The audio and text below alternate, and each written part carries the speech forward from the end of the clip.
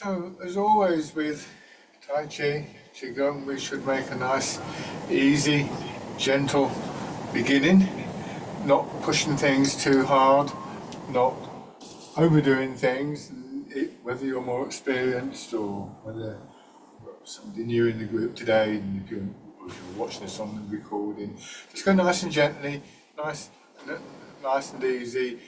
Listen to your body as you move, and this aspect of listening to what is going on is a really key element in Tai Chi. Let's start off though just with a self-massage exercise, rubbing your hands together and then tapping over your face.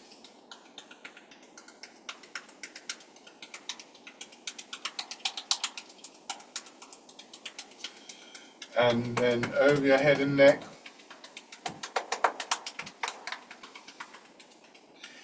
Noticing the sensations in your body, the vibration of the muscles and so on as you do this. So it has both the physical effect, but also it begins to draw your attention into your body. On the other side. And then your arm.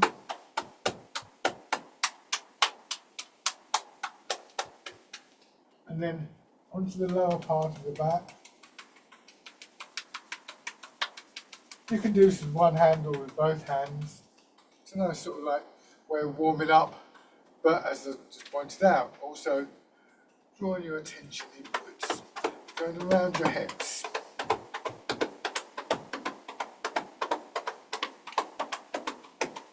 And then your legs.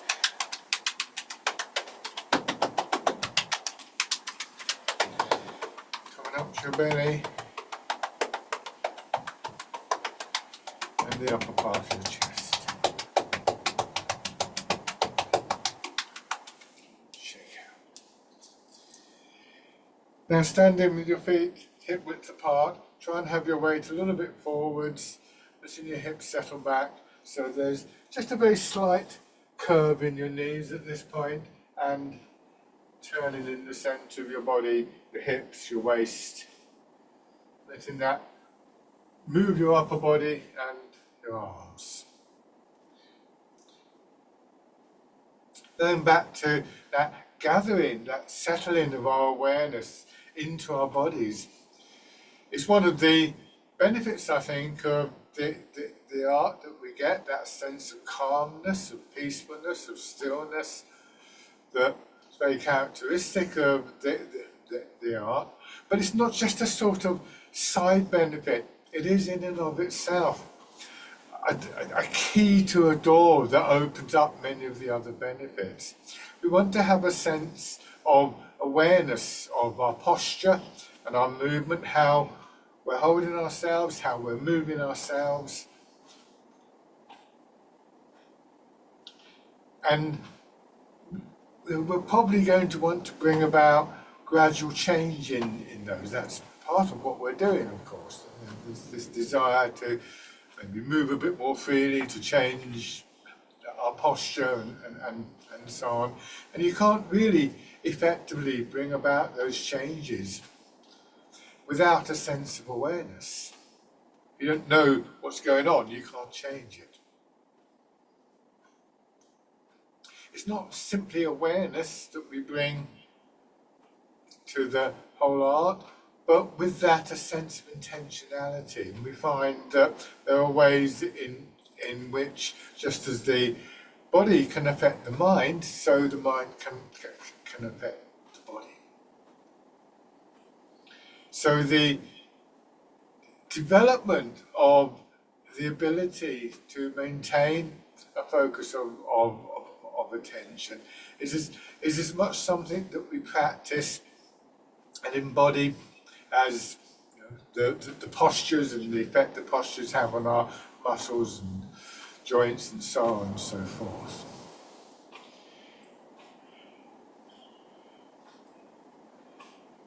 Nice steady rhythm in this movement. Feeling that your arms are quite loose as they swing from your shoulders, but then turning them palm forwards, raising them up a little.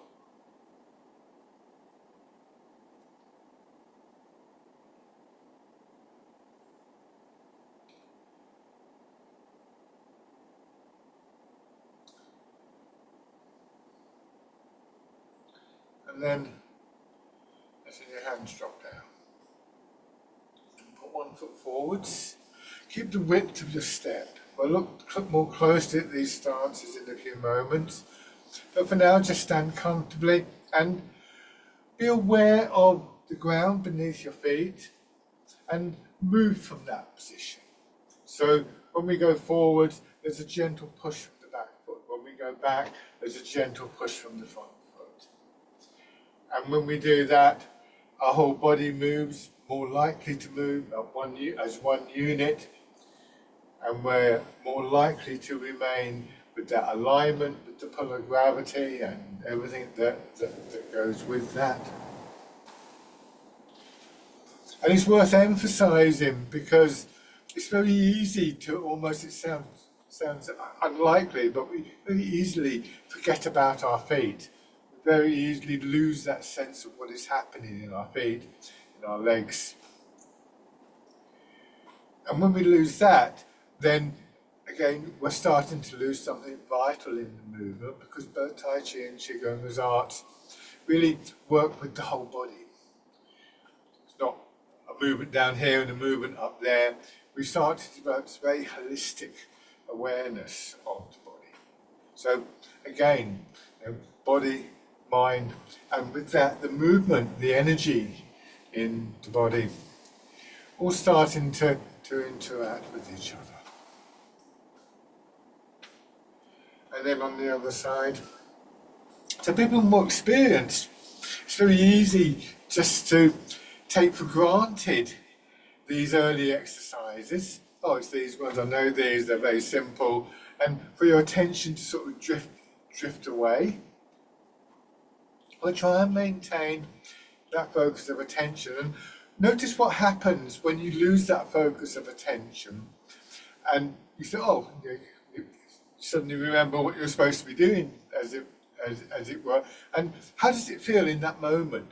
I quite often find that in those moments when my attention has come back into my body, there's quite a lot of stiffness and tightness can actually build up and shake out. So there is of necessity a great deal of attention paid to posture in these arts.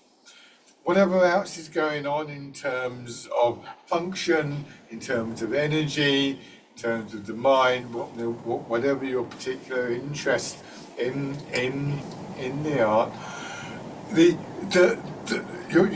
your body is the vessel through which these works. It's like having a car or a bicycle. You might have it for going to the shops or for going on long journeys, or you might race with it or something like that. But you've still got to have the car or the bicycle to do that with, and it's still got to be kept in good order. So first off, the feet directly below your hips, wide enough to support your hips and shoulders, too narrow and you can start to wobble around. We do sometimes take a narrower stance, and that can be quite challenging to maintain the stability, but to begin with, this basic stance. Toes pointing forwards, they can be slightly turned out if that's more comfortable for you, which it is for some people. And just begin to rock your weight forwards and backwards in your feet. So you're pivoting in your ankles.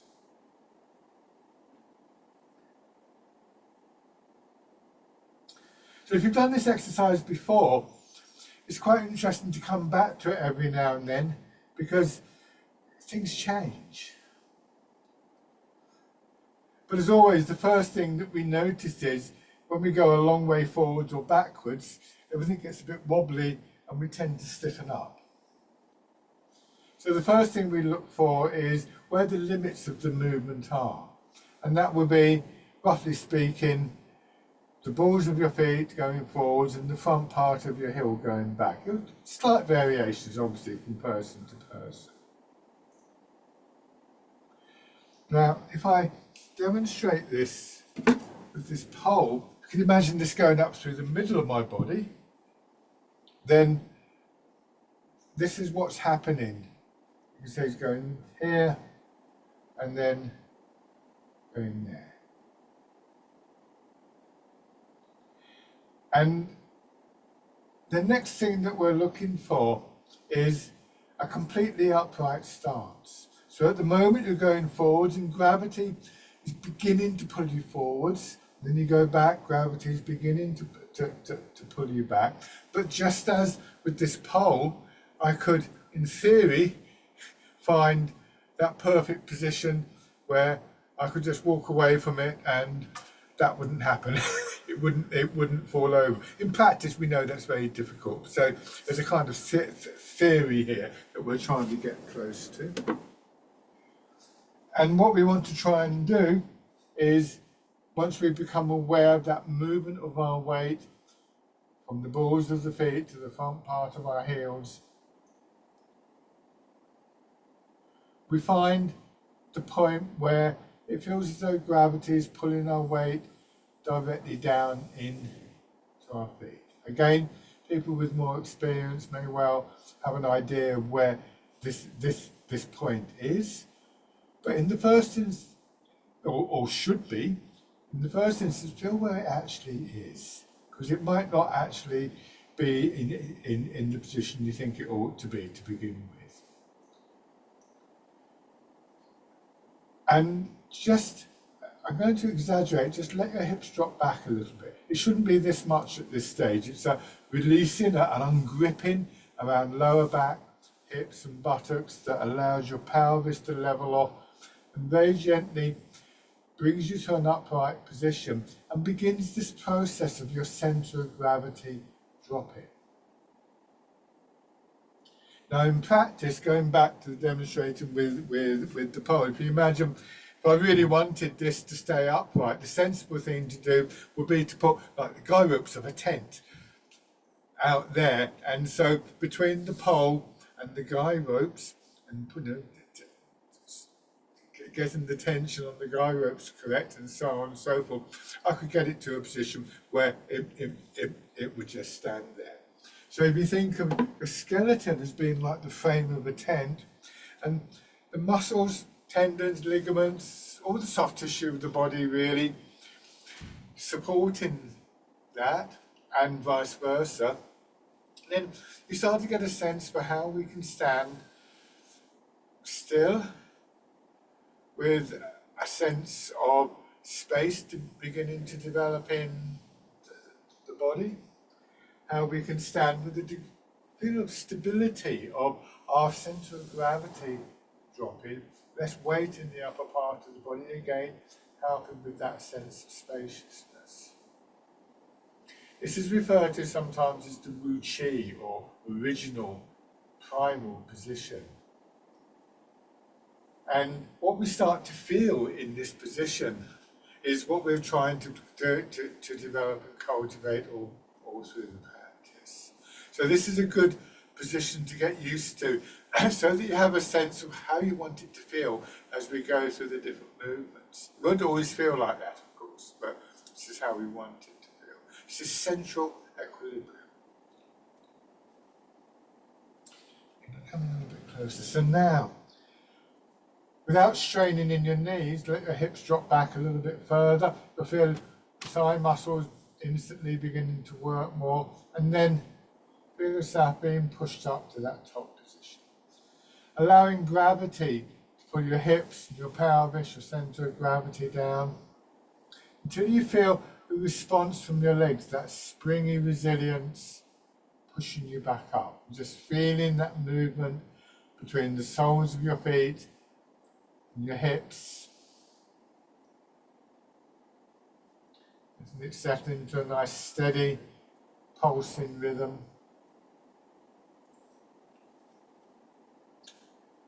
Feeling how when your hips get pushed up, they push up into your back.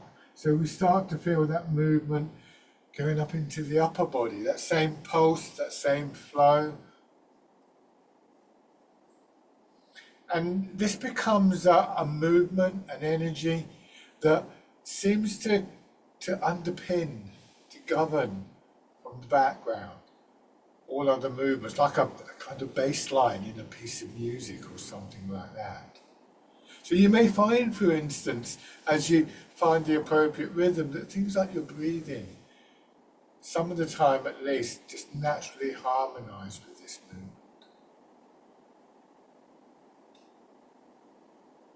And again, we want this to feel a presence all the way through the different movements.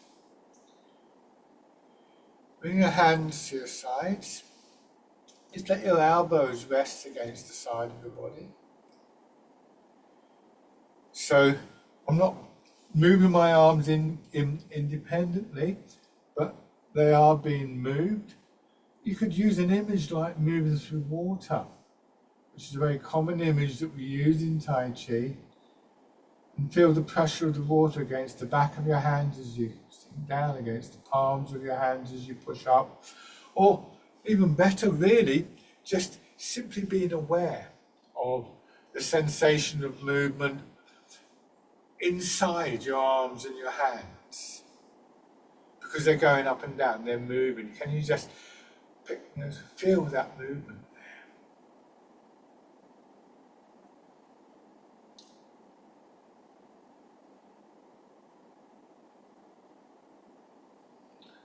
Rotating your arms so the fingers are pointing towards each other. So you've got a ball resting in your arms. And without losing that feeling within your arms, as you push up, let the movement push your elbows out a little bit. That draws your arms up. Turn them over as though you're going to press the ball down and let your hips drop. So from the ground, your body expanding and contracting. We're more likely to maintain those qualities of central equilibrium in terms of posture, in terms of sensation within the body, and perhaps as a consequence of that, in terms of that calmness of the mind, if we move from the ground, if we bring the whole body into the movement, and rather than straining in our back or our shoulders or our arms, just feel that almost wave-like expansion up through the body, moving our arms forwards.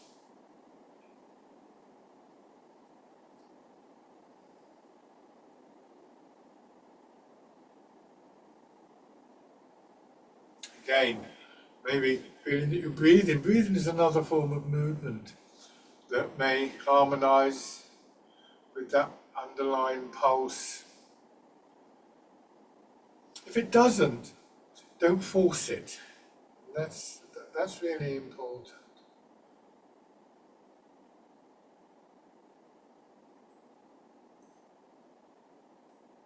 But eventually we hit a rhythm and a flow that our body and all movements begin to gently resonate to.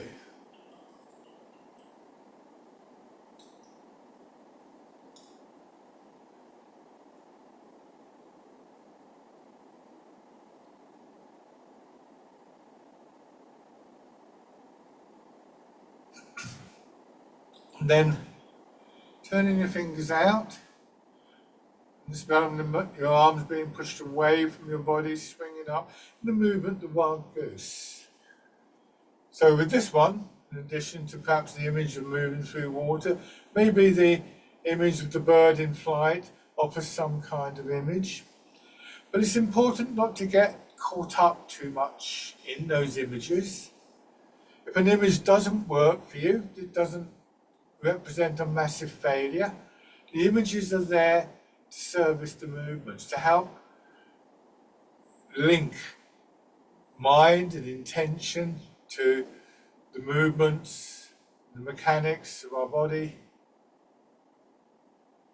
And if it's not working for you, then we can use another image, or, and I think this is a thing that we learn to do more and more in Tai Chi, just a simple intention. The more you know the movements, the better you get to know the movements, the more you can sort of move beyond the images. And then parting the clouds, arms crossing in front of your belly, again, elbows going out. So these three elements, sometimes referred to as the three treasures of the, if you like, the mechanics, the physiology of the body, which can become very subtle, of course, of that pulsing, flowing movement, energy,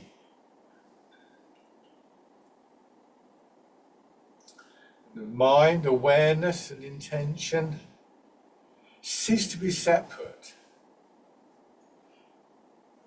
We no longer need the imagery to sort of bridge the gap, because the gap ceases to be.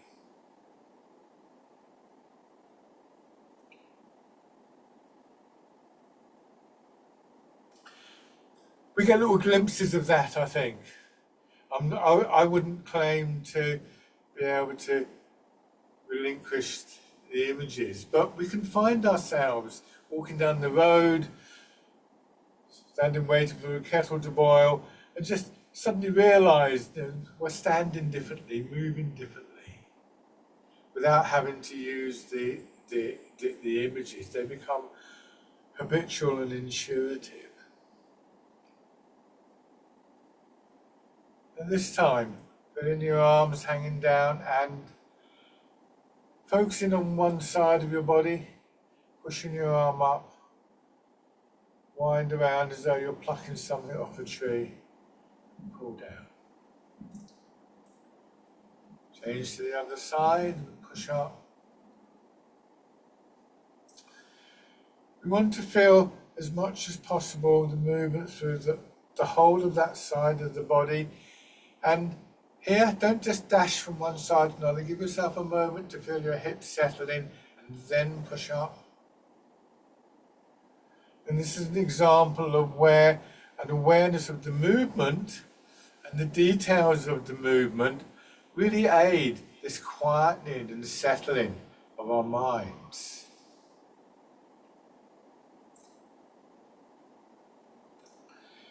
So this is not mind over matter. Nor is it simply a case of just thinking the right way and everything's fine. But rather exploring that area where, again, those three elements, mind, body and energy, overlap and become one.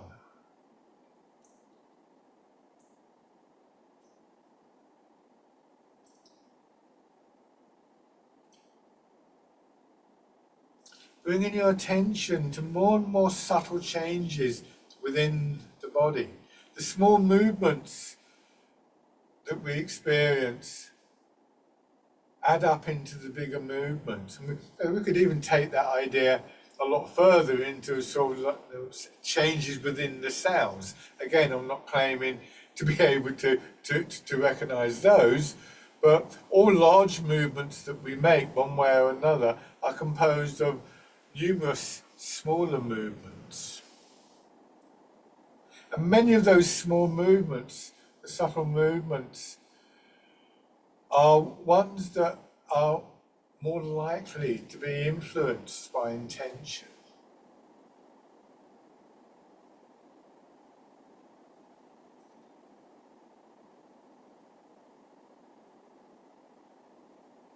At this time, don't stay in that deeper stance. Come up just a little bit. You'll still find it very strong in your legs. Bringing your hands to your sides again. A feeling in lower back and hips, buttocks, overhanging, just aware of that space below your hips. So you get this feeling of dropping, of allowing yourself to drop. So even though we're not actually going to be going down and up for the next two exercises, there's still this awareness of movement downwards through your body. And as a response, that movement upwards. It's almost like dropping into water. And as you drop into water, you can feel the buoyancy, the density of the water pushing you back up.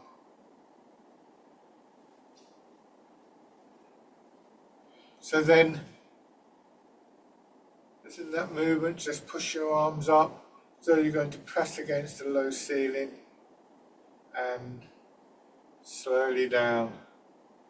Take a moment to settle into this position once again, and then the expansion, pushing your arms out, and you turn just a little bit in your hips, that redirects your arms, come back and settle. Do the same thing in the other direction. So you just take this moment to come back to your center, to come back to central equilibrium before you push out again. Don't rush the process, pushing out to the sides without a turn. Just pushing in 4 directions. Coming back, releasing in your hips, and then feeling the push up. If we take time to return to central equilibrium, to just, as our hands come down, do we still have that feeling of overhanging in the hips? Are our shoulders in line with the hips? Can we feel our weight dropping? Then after a while, you'll find that that becomes a fairly quick process, one that again becomes almost habitual. It's like when if you put on a pair of shoes, and if you were putting your shoes on and not paying attention, and you put the wrong shoe on your foot, you'd know about it, and you probably wouldn't have to think about it. You would just change the shoe over it. It wouldn't require a lot of analysis, because we wear shoes all the time. So if you come back to this posture on a regular basis, you'll find more and more you're able to sustain it, or more importantly, perhaps come back to it.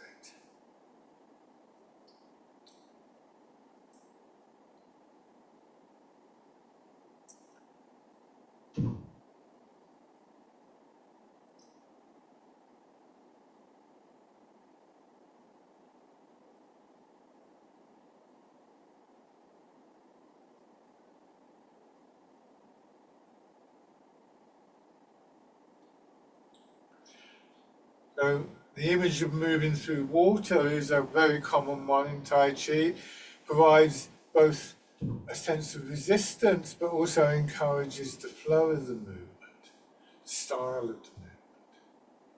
But again, if the image doesn't work for you, then don't see that as a massive failure. Not every image will work for us.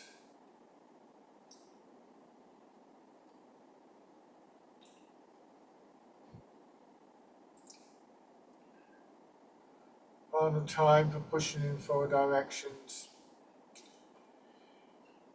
Letting your hands drop, feeling the weight of your arms hanging from your shoulders. And again, focusing on one side, pushing your arm away. Draw your fingers back a little bit so your arm swings up, curved in your elbow, straight down the center line.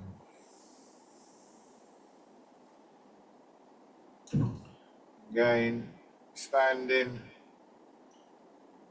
Try not to stiffen in your shoulder as your arm comes up, and contracting.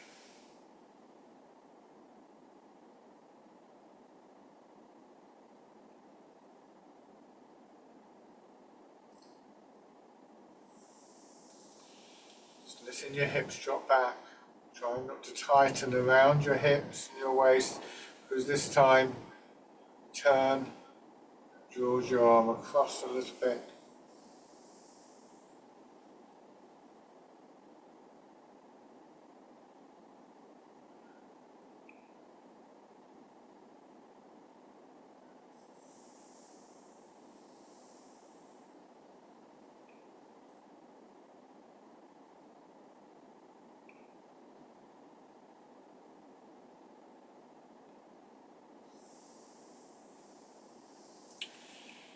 Change to the other side.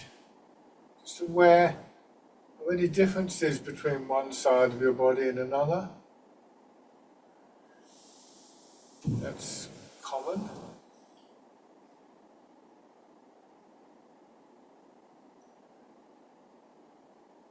Again, trying to maintain that focus of attention.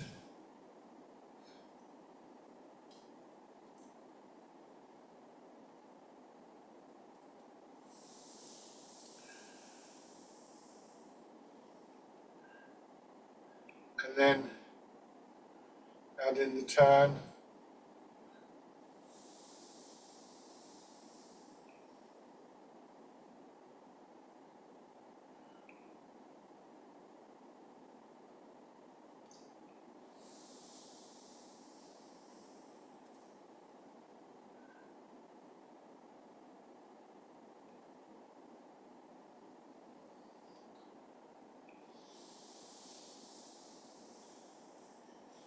Now, letting your arms rest, going back to this movement, sinking down and pushing up, during which we're trying to maintain our pelvis in a very level orientation as much as possible. This time, however, when you sink down, push your hips back so the pelvis tilts, and that tilts your whole body. It's not a back bend, it's a tilting of the body. To come upright, don't strain in your shoulders, but let your hips drop back, and then push up. Again, sinking down, pushing. So, learning to come to that upright position without straining. There's no suggestion here that you're not using your muscles, but you want to avoid that gripping, tightening feeling, maintaining the space for those movements of one kind or another within the body and building on those. So the movement, the awareness goes from inside outwards. Your arms being pushed up and swinging over. This is called rowing a boat in the middle of the lake.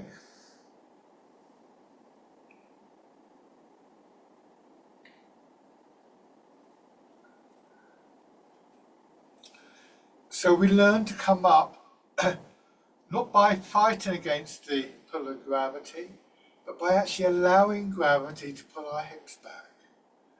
So a significant change and approach to being upright, rather than fighting against this overwhelming energy, overwhelming force that acts on the body.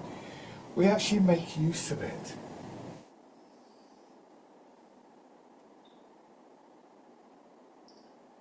This time, same idea, but as you come up, hands are palm down, turn, then push the hips back, swing your hips across. This is called polishing the table. Let them drop down, turn back to the front, and then change direction.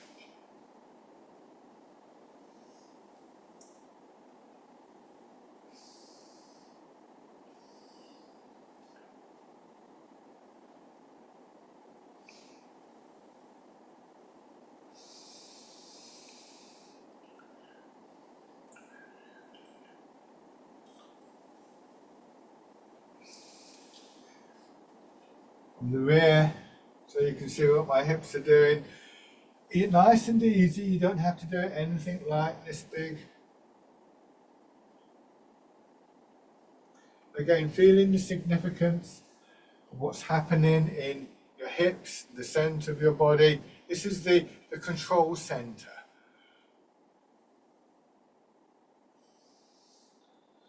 One more time.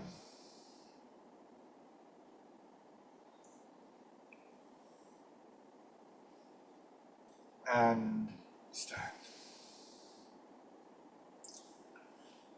Give your legs a shake. So it's not just the body that we become aware of, it's the forces that act on the body. So that sense of awareness and stillness that allows the awareness starts within the body. It's an awareness of the body and awareness of the ground and so on and so forth, an awareness of our center, but expands outwards, including particularly with those last two exercises, how gravity is acting on the body. These are all things that really have come from the martial side of Tai Chi. We're not. This is not a navel gazing practice. We may start inward because that's a more sensible way of building up the movements, but we want to be very aware of our environment. The idea of using gravity seems to me to be a little bit like a sailor sailing a boat and adjusting the angle of the sails so that the wind doesn't blow the boat over but propels it along. And this is an idea that we find put into practice in the martial side of Tai Chi, not meeting force with force. The phrase often used in Tai Chi is that 4 ounces will overcome 1,000 pounds. That the right amount of effort in the right way can have a big effect. We can put this to use. It doesn't have to be done just in the martial side of it. We can put this to use. You know, the 1,000 pounds might be the effort to walk down the road, or to lift a box, or just to live comfortably. So there's all sorts of ways that we can take this idea into different aspects of our lives. Now, we're going to change the stance from the hip width stance, or the parallel stance, I should say. We maintain the width of the step. Imagine parallel lines going across the floor. You're standing on those lines, like tram lines, like a railway track or a tram track. You've got parallel lines running along. Turn one foot out, and in time you'll learn what is a comfortable angle for you. And with the other foot, you step straight ahead. So you maintain the width of the step. You can see the background between my legs. And at the start, the length of the step is about the same as the width. People who are more experienced, as you settle down a bit more, you may find you can get a slightly longer stance, but it's never going to be a stride at this point. And then, as we did earlier, you begin to move your weight forwards and backwards, but pay a little bit more attention to this process now. It's very much your legs and your feet at the start. The weight goes into your back foot. You get about 70% of your weight in the back foot. The weight goes into the front foot. You get about 60% in the front foot, for the moment. There's a moment or two when you settle into the leg. You get that feeling again of ungripping in the hips, and you get this strong feeling of compression in the leg, which then, as in the earlier movement, start to expand. That expansion pushes into your hips. Instead of letting it push you up, you want it to go forwards into the front leg. And then you take a moment to settle, to release, and then you feel the expansion in the front leg pushing you back. At this point, you think of your upper body as being fairly passive, just resting on your hips, being moved by your hips and by the transfer of your weight.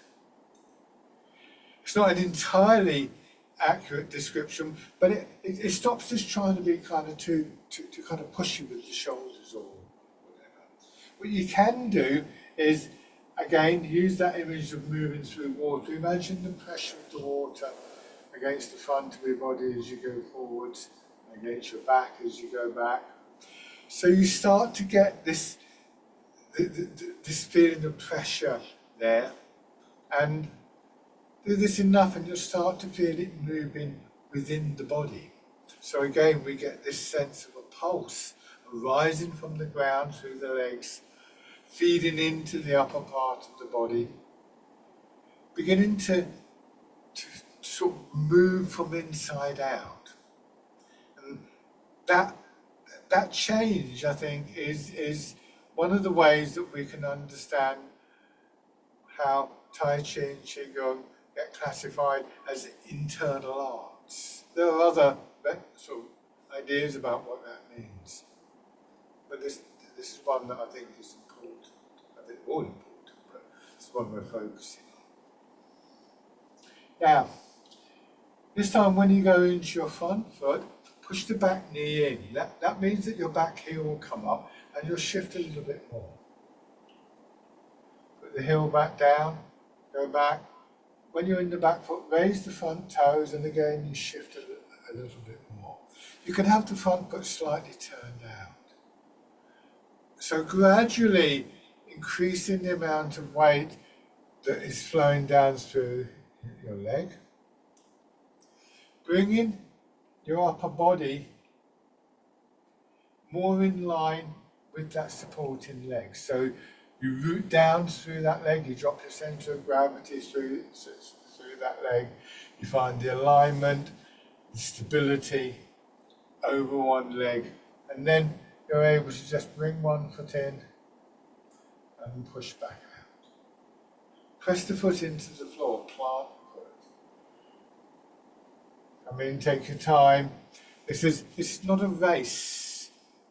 It's not a, we're not trying to do a set number of these steps. It's about how you step and whether you can step without kind of wobbling around. Give yourself time to find that route and that alignment.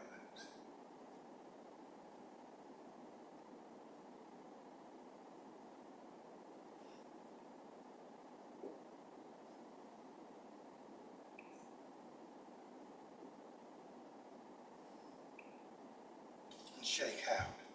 Just to illustrate what's going on there, again, I'm going to use the pole in the parallel stance. I was talking about, this giving us a sense of that imaginary line through the body.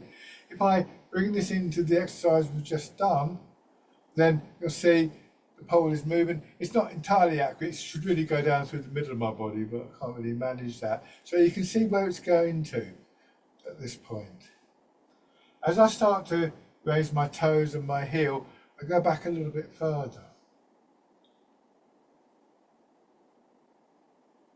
So now I'm beginning to find that alignment and everything that's involved, beginning to find central equilibrium over one leg. And that can then lead into stepping. Don't put too much emphasis watching this on exactly where the stick is, because to get it completely accurate, it would have to be going down through the middle of the body.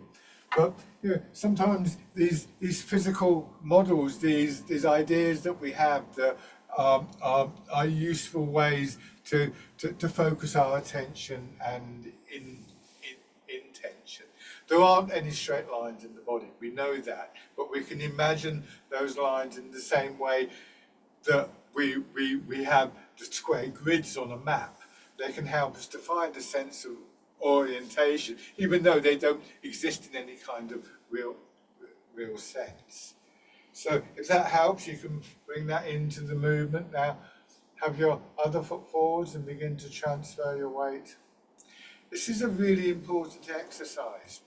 In Tai Chi Chuan, this is one of the key dynamics. This is one of the key movements. We're told that the movement is rooted in our feet, transmitted through our legs, directed through the centre of the body. We've already seen that with some of the earlier exercises, how movement in the centre of the body affects the rest of the body. And then finally the movement will be said to be expressed through the upper body and in particular through the arms. So this, and getting used to this movement is important. It's also very, very good for conditioning your legs. Great exercise if you're having problems with hips or knees or ankles. And a really good exercise to help your general mobility. You're learning to move with central equilibrium, with that sense of root and stability. Then beginning to raise your toes and your heel.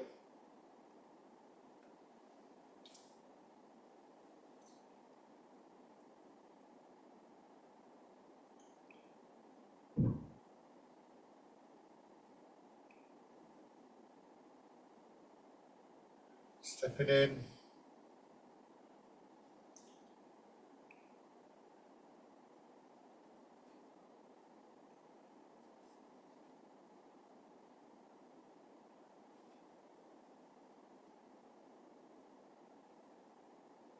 And then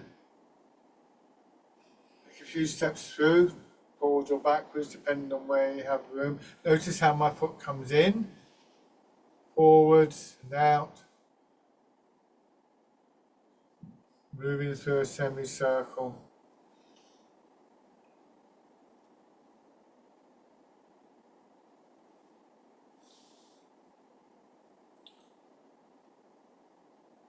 And then changing direction.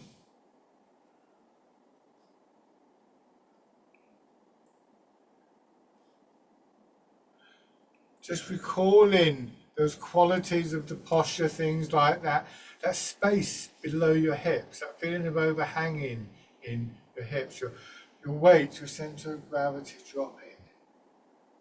Trying to maintain these as much as possible, or at the very least, as your weight lands in one leg, returning to them. I say at the very least, that's probably for most of us far more likely to be the case. But that's a useful thing to learn and to remember, that we can lose central equilibrium, but we have the means to come back to it. So those little exercises, the weight transfer and the stepping, really useful to remember and to practice for all sorts of reasons. Now, have your right foot forwards again, hip width across your feet. And this time bringing our arms back into the movement. So just let your arms hang down by your sides, move your weight forwards. Imagine somebody has hold of your arms. So just lagging behind slightly. I'm exaggerating a little bit. Then they release them and your arms just swing through in a gentle curve. Then same idea going back, or if it's a good image for you, the image of moving through water, the density of the water, just restraining your arms gently, but never so much that you have to strain. So here we can see in this lovely simple exercise that pattern of feet to legs to hips, finally to your arms, how the movement builds from the ground and your arms express that movement, that energy that has built like a wave flowing through your body.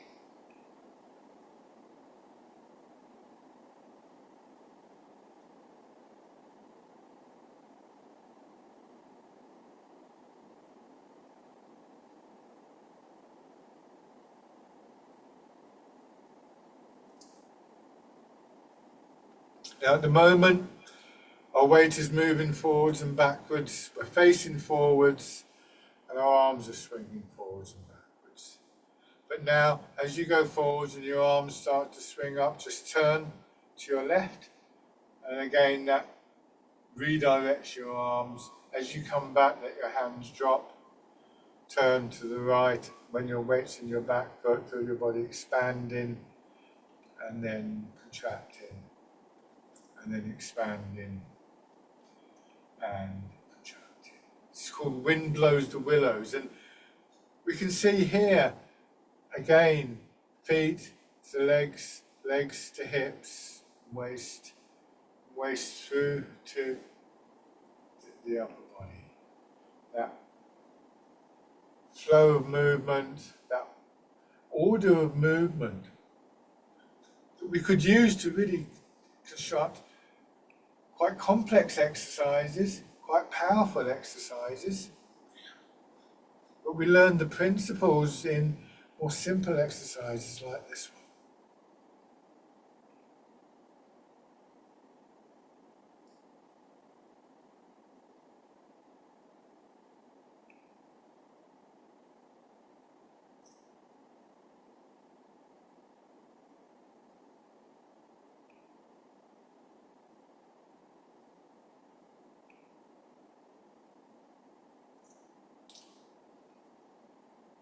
Good. Shake out. Have your left foot forwards and build this movement up in the same way. So the principles that underlie these movements are relatively few. You know, we could almost stick with just that summing up, rooted in the feet, transmitted through the legs, directed through the centre of the body. There's other things that we can bring in. We want to root down, we want to maintain central equilibrium. The whole system can become very complicated. The forms, the sequences, martial applications all have their place in this system. And these exercises are really good ways of getting a sense of the foundation principles. Whatever our interest, they're the foundation principles of these practices as health and well-being practices, as well as if you're interested in the martial arts, there's that potential as well.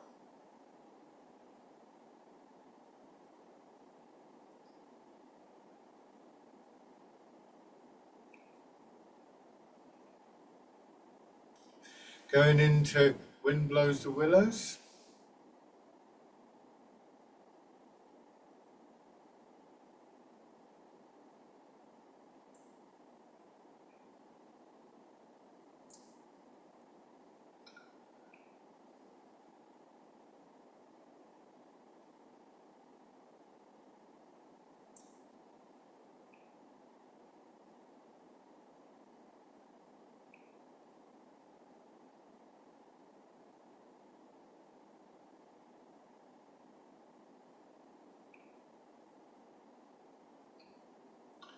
And then we can combine this with stepping that we did. Again, you can either go forwards or backwards, depending, of course, where you have room. I'm going to be going forward, so I'm going to take my weight into my front leg, push my back knee in. If you're going back, you'd raise the front toes, bringing the foot in. Stepping through, planting the foot, body contracting and then turning and expanding, bringing the rear foot in. It's called Dragonfly Skims the Water. And then you bring the foot in, and if this is comfortable for you, don't take some chances. You can just raise the leg.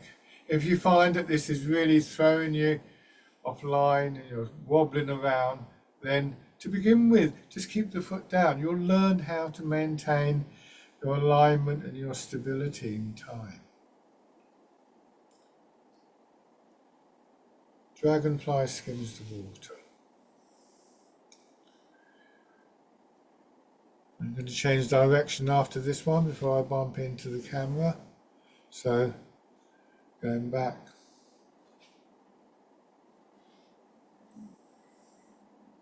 Remember, hips hanging back, aligning with the pull of gravity. So, gravity itself pulls you down into your leg to give you that stability.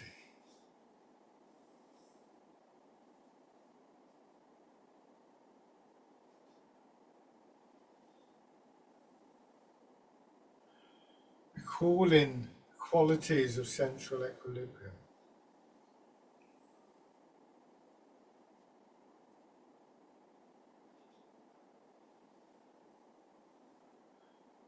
Bringing your feet parallel.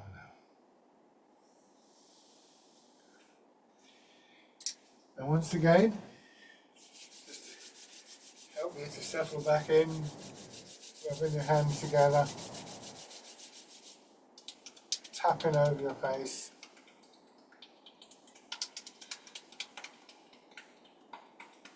Over your head and neck, down to one shoulder, and your arm on the other side. Once your back. And round your hips and your legs.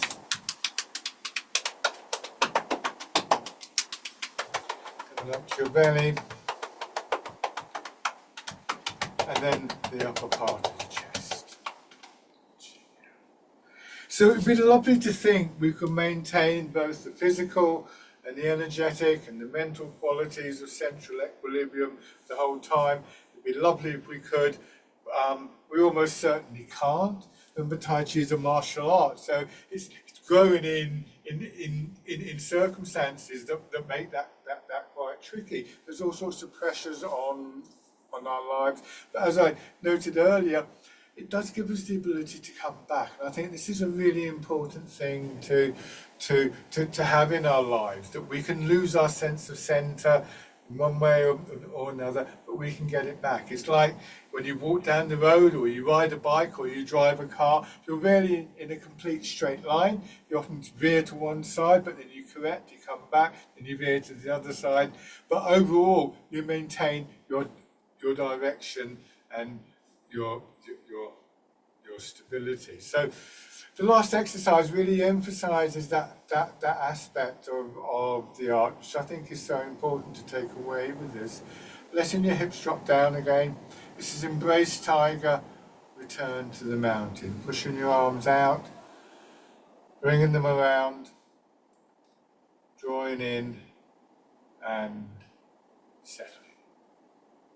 It's that last movement, returning to the mountain, that really begins to show us how we can begin to develop that ability to return.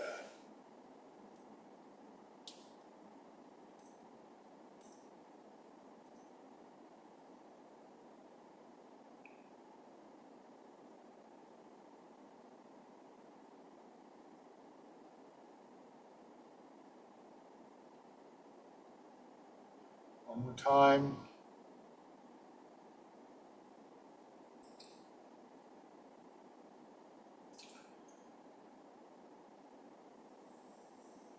And then stand up.